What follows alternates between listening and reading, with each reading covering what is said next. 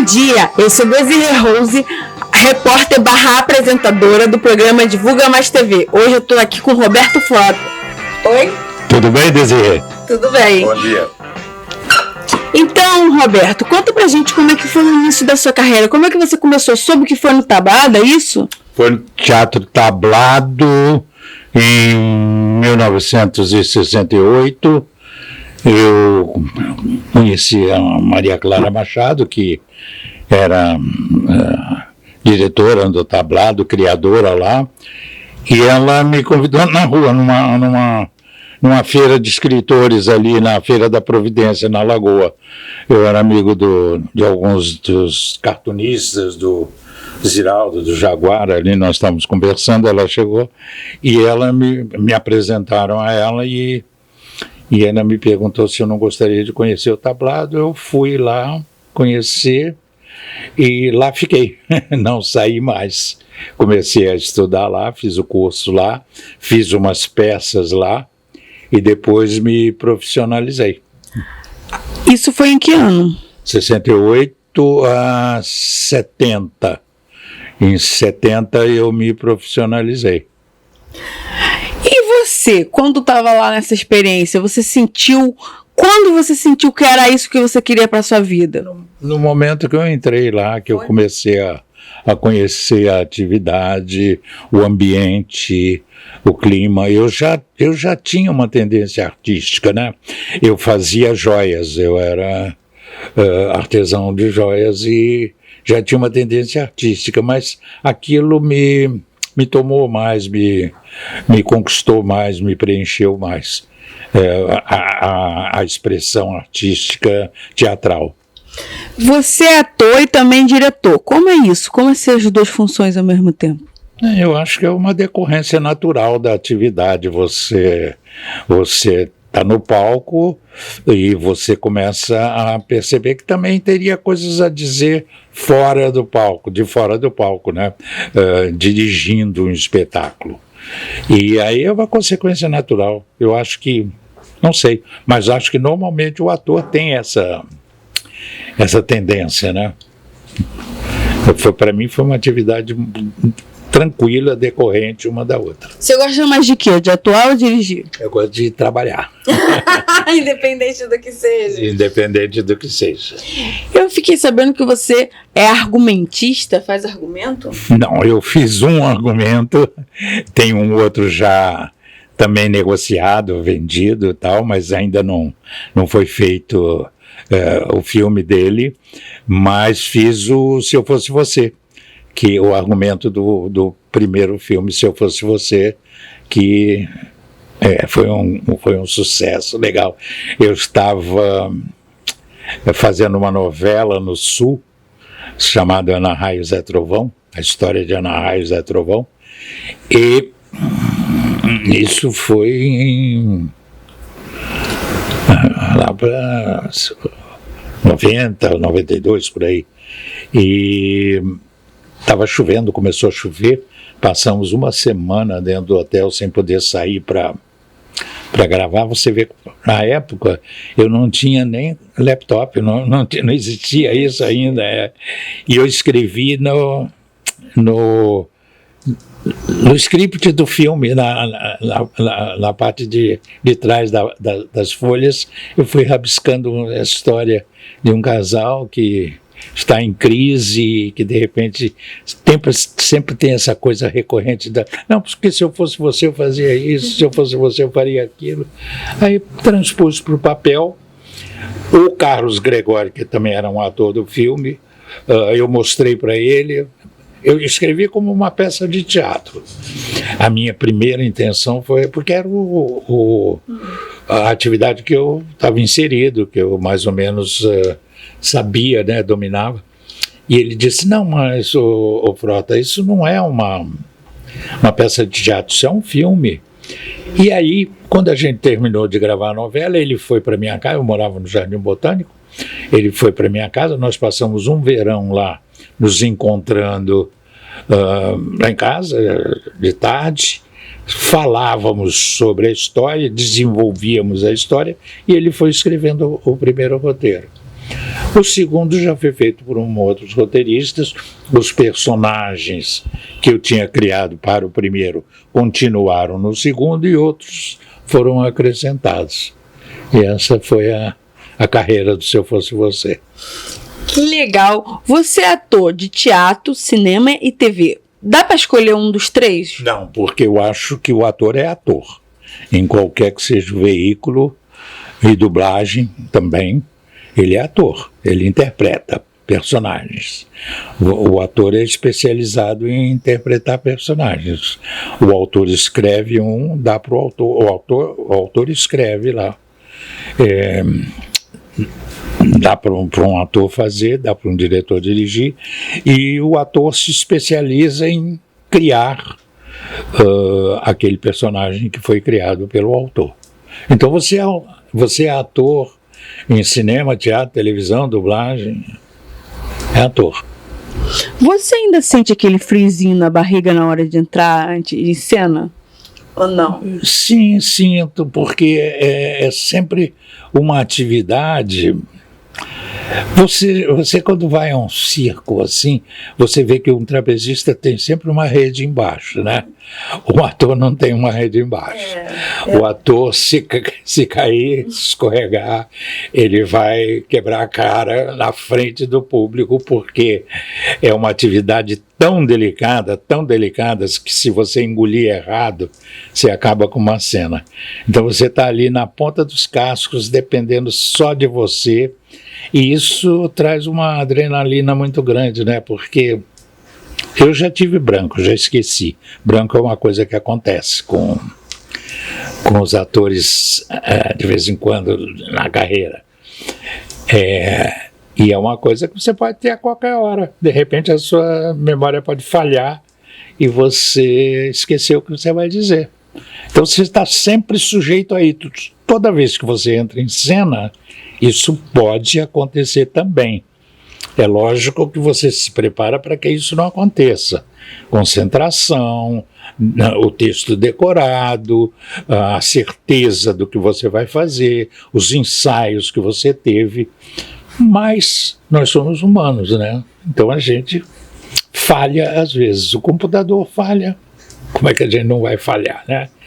Então, às vezes acontece isso de repente, tão branco. A gente sabe que o branco normalmente vem quando a gente tem um momento de descontração, tá? Acha que sabe o texto bem, e aí vai na confiança, acaba sendo surpreendido, né? E o branco é uma coisa horrorosa, porque você não sabe o que dizer na frente de um público ali parado. Eu tive um branco numa peça que eu fazia, num monólogo. Era um monólogo, era só eu em cena. Ixi. Então eu fui fazer uma cena, não vinha nada na minha cabeça, mas não vinha nada.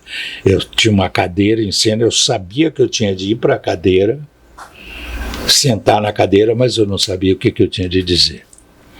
Então eu comecei a suar, o público olhando para mim.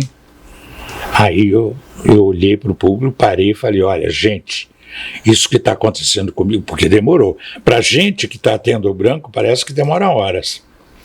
Para o público é uma questão de minutos. Eu falei: olha, gente, vocês desculpem, mas isso que está acontecendo comigo normalmente acontece com os atores. Não fiquem nervosos, porque eu não vou ficar nervoso, entendeu? E aí, na porta da sala do teatro, do espetáculo, o diretor estava lá, apavorado, o Sebastião Lemos, apavorado, com uma cara olhando para mim. E eu me lembrei que no foyer do teatro, na sala de entrada, os livros da peça estavam expostos para venda. Eu falei: Seba, eu estou tendo um branco, vai lá no livro e pega a cena e me diz o que eu tenho de dizer. Aí ele saiu correndo, voltou, pegou, e olha, eu sabia a página que eu tinha esquecido. Falei: era na cena 2. Ele olhou, me falou, aí veio, e aí eu segui, tranquilo, molhado, literalmente molhado de suor. Isso passou, tudo bem. O problema foi no dia seguinte, quando eu fui fazer de novo, que eu fiquei com a sensação de que eu poderia esquecer de novo naquela hora. Ficou com medo de Fiquei com pânico. Caramba. Quase eu desisti de ser ator naquele dia, porque a sensação de que você vai ter de passar por aquilo de novo, só quem já esteve no palco sabe qual é essa sensação, né? Mas acontece. Então, é isso. Você fez Chiquititas, você teve que ir para São Paulo, que eu fiquei sabendo. Como que foi essa experiência de mudar aqui do Rio de Janeiro para São Paulo? Eu já mudei várias vezes para São Paulo, já fiz temporadas lá. Em 1970 eu estava fazendo um espetáculo aqui chamado Cemitério de Automóveis. Um diretor paulista chamado Antunes Filho veio para o Rio e me convidou para fazer um espetáculo em São Paulo. Eu fui para São Paulo, passei um ano e meio, 2 anos lá. Acabou a temporada lá, eu voltei para o Rio porque minha mulher na época estava grávida da minha primeira filha e estava prestes a nascer, eu tinha de estar aqui, e eu aí vim para o Rio com um espetáculo chamado Castro Alves Pede Passagem, direção do Guarnieri, de Francesco Guarnieri. Então eu já fiz várias temporadas, já tive mais 2 ou 3 vezes lá em São Paulo. Adoro trabalhar em São Paulo, adoro. Tenho grandes amigos lá, colegas atores e atrizes. E Chiquititas eu fiquei 2 anos e meio lá, em 2016, mais ou menos, por aí. Foi ótimo, foi ótimo. Qual o trabalho que mais te marcou? Você tem um ou não dá para escolher? Não, tem alguns que marcaram mais. Eu gosto de uma novela que eu fiz na Globo chamada Mulheres Apaixonadas, que eu fazia um personagem chamado Professor Lobato, contracenava com uma atriz fantástica chamada Vera Holtz, que já tínhamos feito teatro juntos, éramos muito amigas, e foi uma parceria que deu muito certo. Esse personagem caiu assim no gosto do público, as pessoas falavam muito comigo na rua, e foi bom. Chiquititas também foi um bom papel. E no ano passado, em 2022, eu fiz uma participação num filme do Rui Guerra. Logo no início da minha carreira, eu fiz um filme com Rui Guerra, chamado A Queda. Ele já tinha feito Os Fuzis, fez A Queda e agora fez esse filme chamado A Fúria, que é uma trilogia. Os mesmos atores trabalharam nesses 3 filmes. Então, foi um prazer encontrar colegas atores com quem eu tinha contracenado há 40 e tantos anos atrás, e fiz um personagem maravilhoso, uma cena fortíssima que eu estou louco para ver nas telas. Ainda não foi exibido, mas será com certeza com sucesso. E seus planos para 2023? Tem alguma coisa vindo por aí? Tem, né? A gente sempre tem planos, né? Camarão que dorme é onda leva, né? Então, a gente está sempre aí pensando no que fazer. Eu estou com uns 3 projetos agora para 2023, iniciando, né? Porque agora está havendo uma grande melhoria no setor cultural, né? As coisas estão se abrindo. A gente passou anos de treva, né, de negacionismo, mas não vamos falar sobre isso, porque faz mal falar sobre isso. Vamos para frente, mas não vamos esquecer nunca, né? Mas, então, tem os planos. Tem uma peça de teatro como ator, tem uma peça de teatro que eu talvez dirija, ainda estou em negociações, e tem esses 2 planos. Eu ainda não tenho a peça de teatro, não tenho nem ainda o título, porque as reuniões de produção começaram na semana passada. A gente está no início, mas esse ano sai. Eu soube que você recebeu um prêmio de melhor ator cômico. Como foi isso? Isso foi um presente que eu ganhei numa novela que eu fiz na Record. Pegue esses soldados e vá até a masmorra e traga a plebeia à minha augusta presença. Um rei capaz de testar todos os limites pelos seus desejos. O que quer de mim, majestade? Melhor que fale de uma vez. Eu tenho uma proposta para você. Nesta sexta, 7h45 da noite. O que eu proponho é muito justo. O corpo do seu marido morto, em troca do seu corpo vivo. A Terra Prometida. Então surgiu lá um rei chamado Durgal, que eu não sei se ele era para ser cômico assim como foi. Eu sei que me deram um campo para fazer, os diretores diziam, olha, aposta aí na sua veia cômica. Aí eu emburaquei. E o Durgal era maravilhoso, o Durgal foi um sucesso, porque o Durgal só fazia besteira, o Durgal era completamente louco, e ele fazia o escudeiro dele contar a história para ele dormir, e era completamente louco, completamente louco. Teve uma cena que ele puxou a espada e matou um soldado dele que estava ao lado dele, e aí perguntava, o que esse idiota estava fazendo na minha frente, entendeu? Coisas assim. Então eu ganhei um prêmio melhor ator cômico com esse personagem. E você prefere fazer o quê? Vilão, mocinho? Eu prefiro fazer vilão, sabe? Você gosta? Ah, sim, porque eu acho, cá para nós aqui, né?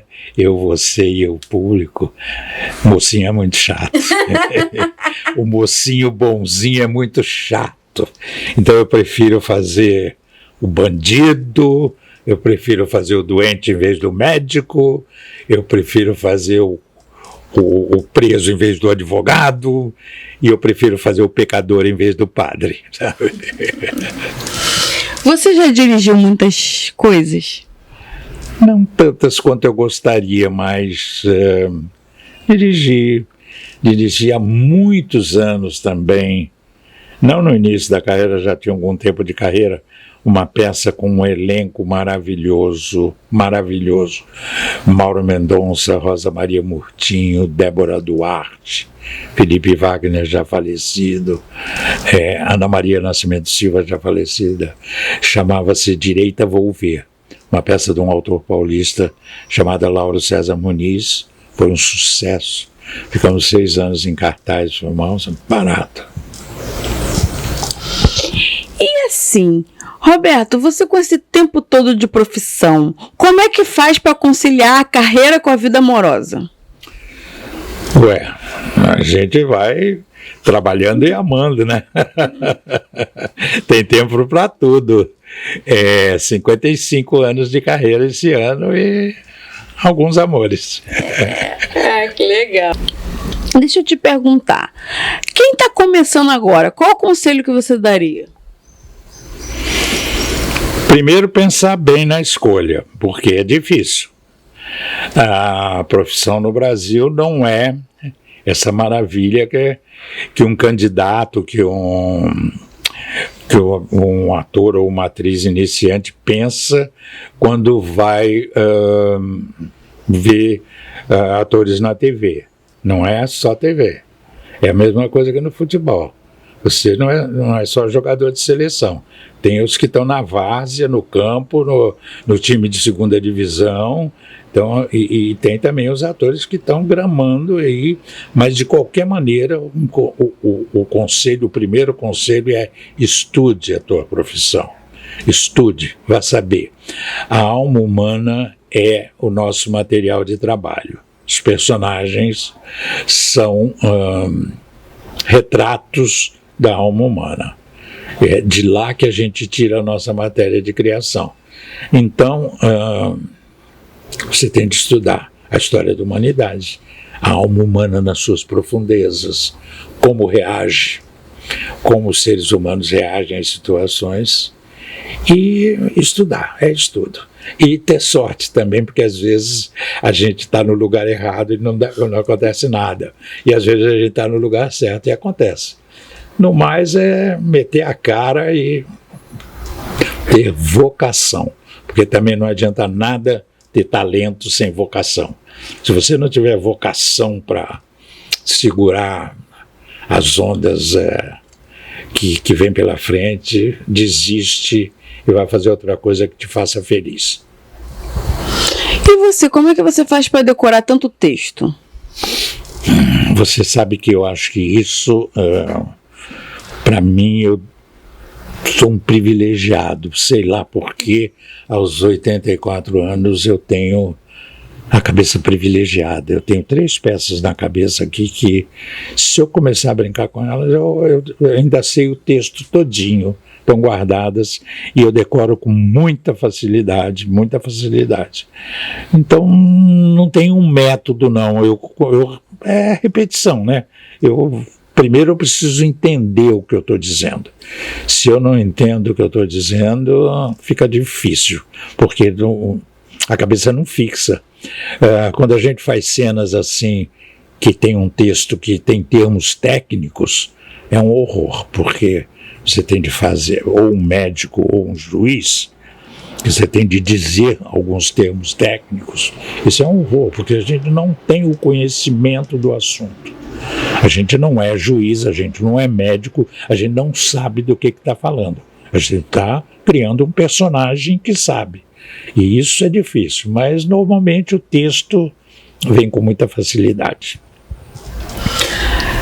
E assim, com esse tempo todo de carreira, você tem alguma história engraçada que aconteceu para contar assim pra gente? Tem algumas histórias engraçadas, mas por exemplo, agora eu não me lembro de nenhuma. De repente deu um branco aqui, eu não me lembro de nenhuma. Mas tem histórias de colegas também. A gente é celeiro de muitas histórias. Você gosta de fazer mais o quê? Comédia, romance, terror ou tanto faz? Eu tenho uma cara séria, né, Desirê? Então as pessoas normalmente me chamam para fazer drama, sabe? Coisas pesadas, mas na verdade eu gosto mesmo de uma boa comédia, de uma boa chanchada. Eu não sou muito disciplinado em cena, não. Eu gosto de colocar caco e gosto de comédia. Comédia é mais difícil de fazer do que drama. Drama você vai se segurando ali, é mais fácil, acho eu, né? E assim, Roberto, qual é a diferença entre cinema, TV e teatro? Basicamente, em linhas gerais, Desirê, é uma diferença técnica, porque me chama a atenção assim, a primeira vista para responder a sua pergunta, porque no cinema e na TV, a sua imagem chega ao espectador através de um meio mecânico. É a câmera que vai levar, capta a sua imagem aqui e depois vai levar para o espectador. Com isso, você tem a possibilidade de editar, de corrigir algum defeito que tenha havido. Você tem a possibilidade de fazer um kill, parar, regravar, voltar a gravar, tal. No teatro, e na dublagem também, o som, né, chega através de um meio mecânico. Mas no teatro é ao vivo, é ali direto, né? Então você tem de ter uma técnica. Se o teatro é muito grande, você tem de projetar a tua voz para chegar lá na última fila, sabe? Lá, porque senão o espectador do teatro não vai te ouvir em cena. Então você, na televisão, no teatro, estou com o microfone aqui. Às vezes eu estou com o microfone de lapela. Então, se eu falar nesse tom aqui, capta, o equipamento vai captar e vai ficar legal. Então, são duas técnicas completamente diferentes. Alguns atores, às vezes, misturam, chegam na televisão e projetam muito a voz e fica over, fica demais. E sem contar que a televisão tem o recurso do zoom, que pode pegar aqui o meu olho. Ele pode fechar no meu olho e saber se eu estou ver a minha intenção de olhar. Então, são duas coisas diferentes. O cinema também é meio que a televisão, só que mais cuidado, mais artesanal, né? Então, as diferenças básicas são essas, né? Básicas. Você que gosta muito de vilão, como é que você lida com o público que fica assim meio que chateado com o vilão, odiando o vilão? Você lida bem, de boa? Eu lido bem, porque se eu estou fazendo um personagem que está incomodando o público, é porque eu estou fazendo bem o personagem. Né? A nossa atividade é essa, é realizar bem o personagem. E se ele é mau e se incomoda o público, é porque o ator está fazendo bem o personagem. Né? E Roberto, o que você acha que falta na nossa cultura? Eu acho que falta memória. Eu acho que a gente tem um cuidado, tem muito pouco cuidado com o nosso acervo cultural. A gente deveria ter mais registro de atores fantásticos, atrizes fantásticas que passaram pela nossa história, que deixam registrado, claro, mas o brasileiro tem uma memória muito curta, esquece logo. Esses atores e atrizes são escolas vivas na arte de interpretar, sabe? A gente devia cuidar melhor. E o público devia cuidar melhor de seus artistas, porque eles são os intérpretes do tempo, né? A gente, através das nossas peças, dos nossos filmes, a gente faz uma crônica, os pintores também, os artistas plásticos, faz uma crônica do nosso tempo, né? Isso vai ficar para o futuro, mas a gente devia cuidar melhor dos nossos atores. Que conselho você dá agora para essa nova geração?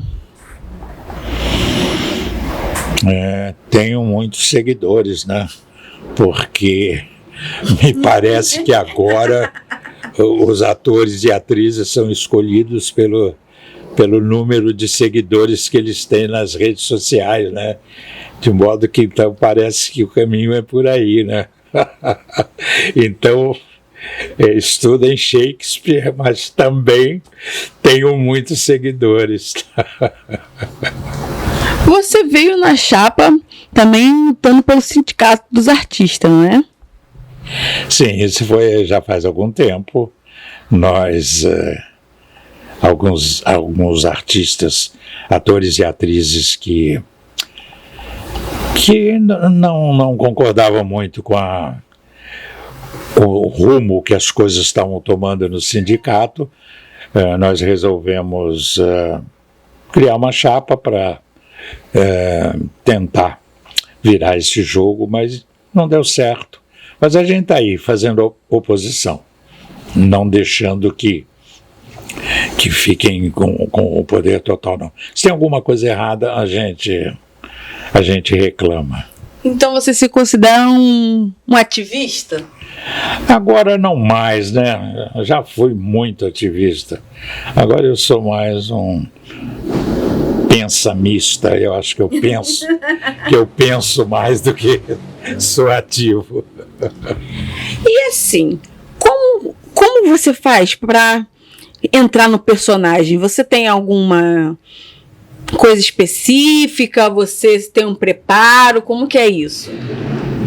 Quando eu comecei a fazer teatro, eu, como toda a minha geração, como todos os atores e atrizes da minha geração, a gente tinha como exemplo o mestre russo Stanislavski, né? O Stanislavski dizia que a gente ele tinha um método, tinha livros, a criação do ator, a criação do personagem. Então eram baseados em vivências, em experiências. Depois eu fui entendendo que foi mudando um pouco, e eu fui trabalhar um pouco com artistas de circo, que faziam aquelas comédias no circo, circo de interior, que tinha O primeiro eram os palhaços aqui, no segundo ato tinham comédias. E aqueles atores não tinham nada de Stanislavski, nem os atores de teatro de revista brasileiro, que simplesmente tinham uma capacidade histriônica danada e, do nada, criavam e compunham um personagem. Aquilo me fascinava e eu comecei a entender que, em vez de sentir o personagem, isso que eu vou dizer é meio discutível, tá? Mas em vez de sentir o personagem, eu tinha de conhecer o personagem. E aí eu fazia o personagem a partir do que eu estudava. Então eu estudava todo ele. Maneira de andar, maneira de falar, maneira de pensar e as circunstâncias propostas do Stanislavski. Toda vez que eu entrava em cena, eu pensava o que eu quero aqui, o que eu estou fazendo aqui e o que eu preciso fazer para obter o que eu quero. Então, basicamente, mais ou menos, era esse o meu processo. E é assim que eu fui trabalhando na vida. Você falou que chegou a conhecer a Maria Clara Machado. Como foi isso? Foi um encontro muito feliz na minha vida, porque ela era uma pessoa fantástica, extraordinária. Quem conheceu a Clara sabe do dinamismo dela. Ela tinha um amor pelaquela escola de teatro que ela fundou. Ela projetou no cenário artístico muitos talentos, muita gente boa saiu do tablado. E era uma figura muito fantástica. Mas falando nisso, você falou como foi Maria Clara Machado, e falando em figura fantástica, eu queria aqui prestar uma homenagem a uma das pessoas mais importantes que eu conheci no cenário artístico brasileiro, que foi uma atriz, diretora, teórica, chamada Camila Amado. Eu acho que quem conviveu com Camila foi um privilegiado. Eu acho que eu e outros atores e atrizes tivemos esse privilégio também. E outros atores e atrizes também estão na minha galeria de personagens inesquecíveis. Você chegou a fazer muitos trabalhos com ela? Não, ela me dirigiu numa peça chamada A Cantora Careca. A gente fez uma leitura pública, mas nós éramos muito amigos, conversávamos muito. Durante os últimos tempos da vida dela, eu durmo muito pouco, ela também dormia pouco. A gente ficava trocando WhatsApp, coisas, conversávamos muito. Qual é a diferença do personagem visto pelo diretor e pelo ator? Porque você é os dois. Às vezes é uma diferença radical. Às vezes o diretor e o ator não se entendem a respeito do personagem e é uma briga danada. Mas normalmente eu acho que por uma questão de disciplina, de hierarquia, nós temos de adaptar o personagem à visão do diretor. É ele que nos dá a linha geral. Mas quem resolve mesmo o personagem em cena é o ator. É o ator. Você começou então no teatro, né? Como foi seu primeiro trabalho na TV? O primeiro trabalho na TV, eu tenho a impressão, Desirê, posso não ter certeza do que eu estou dizendo, mas eu acho que foi uma novela na Globo. Não, isso foi depois. Foi uma novela que eu gravei chamada Jerônimo, o Herói do Sertão, nos antigos estúdios da TV Tupi, na Urca. Que legal. Eu sou um pré-histórico, sou um dinossauro. Você tem história para contar, Tem história para contar. Então, e no cinema, você já fez muita coisa? Menos do que eu gostaria, mas fiz alguma coisa muito legal. Eu já fiz há um tempo atrás, agora ultimamente eu fiz um filme chamado seremos felizes esta noite, eu acho que é isso, com o Otton Bastos e a Beth Mendes, e fiz o filme do Rui Guerra com uma galera de amigos, uma galera, Pereio, Antônio Pedro, Daniel Filho, uma galera, toda a turma da antiga. Você, como diretor, você tem um sonho ou vontade de dirigir alguma peça específica, algum filme específico que você já viu e falar assim, eu quero fazer isso um dia? Não. Como ator, eu teria talvez um sonho de fazer 2 personagens. Um seria o mago Merlin, da corte do rei Arthur. Eu acho um personagem fantástico. E o outro seria... como é que é o nome de um filme de um garoto que é filho de um mineiro, de uma Billy Elliot. O Billy Elliot é um menino que nasce numa mina da Irlanda, Inglaterra, assim, numa comunidade de mineiros. São muito rudes, muito broncos, posso dizer assim. E o Billy Elliot nasce com a vontade de dançar balé. Ele é uma pessoa completamente fora daquele padrão, fora daquele esquema. Imagina um menino com vontade de dançar balé numa comunidade de mineiros que arrancam da terra com as mãos os metais preciosos. Então, o pai desse menino banca essa coisa do Billy Elliot. E esse personagem eu gostaria de fazer, porque é de uma riqueza, né? A coisa daquele cara com aquela cultura, com aqueles limites culturais, ter de vencer os preconceitos para poder fazer com que o filho atinja o sonho dele, para mim é uma coisa emocionante. E eu gostaria de fazer esse personagem. E aí, o que falta para você fazer esses personagens, então? Alguém me chamar para fazer. Alguém me chamar para fazer, bancar o Roberto aí, que a gente tá lá. Entendi. Falta só chamar. Ou ganhar na loteria, né? Aí eu faço. E você? Quando tá longe dos palcos, de atuar, o que você faz? A gente vive muito numa bolha, sabe? A gente só se dá com gente da tribo da gente. Mas eu tenho 3 filhos, eu tenho uma neta, e a família me toma um tempo também, que é muito agradável. Mas, em geral, conversando com os meus pares aí. E a sua família sempre te apoiou na sua carreira? Sempre me apoiou, sempre. É uma coisa, ninguém jamais questionou isso, foi sempre muito bom. E Roberto, como que você vê o cenário atual do cinema? Acho que com esperanças, né, Desirê, porque parece que o horizonte está se desanuviando, né?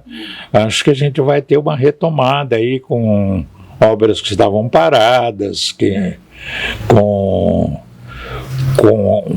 obras que ficaram paradas pelo meio do caminho, com outros projetos novos, inéditos, né? Eu acho que a gente vai ter um horizonte legal pela frente. Espero, né? Acho que a gente merece, né? Então, vamos aí batalhar para que esse cenário continue se abrindo para a arte brasileira, né? Não só para o cinema, para o teatro, para a pintura, para a literatura, para tudo, para a cultura brasileira. O jeito que você fala me remete a um pouco política. Você é uma pessoa política? Você se vê como uma pessoa política? Eu acho que todos nós, todos nós, de uma certa maneira, mesmo não fazendo política ativamente, nós somos essencialmente pessoas políticas, porque tudo que a gente faz acaba refletindo na maneira em que as coisas acontecem no país, né? Se eu me omito, a minha omissão é um ato político. Se eu sou ativo, a minha atividade é um ato político. Eu acho que a gente não pode escapar disso, sabe? É político. Sou político. Agora, uma curiosidade que eu tenho, que eu queria saber. É verdade que o Silvio Santos fica lá na novela e dá um conselho, fala o que tem que fazer ou não? Não posso satisfazer a tua curiosidade, porque pelo menos quando eu estava lá, eu nunca vi o Silvio Santos lá dando conselhos. Agora, tenho a dizer que uma das emissoras que eu mais gostei de trabalhar foi o SBT. Foi muito gostoso trabalhar lá. Foi muito bom. Você tem sua família. Como que dá para conciliar com a carreira? Não atrapalha? Não atrapalha, porque, por exemplo, a minha atual mulher é fonoaudióloga, ela tem a atividade dela, que também não é atrapalhada pela nossa família. Os meus filhos já são adultos, formados, têm as atividades deles, e a minha neta de 5 anos tem a atividade dela, vai para o colégio todo dia, volta de tarde. Cada um tem a sua atividade, e nos momentos que a gente não está exercendo as respectivas atividades, a gente tem a vida familiar, né? Já aproveita que a gente está dentro de uma locadora, eu queria te perguntar, quando você assiste, que tipo de filme você assiste? Eu gosto de tudo, eu gosto de tudo. Quer dizer, na verdade, eu gosto de fazer, mas eu não gosto muito de assistir comédia.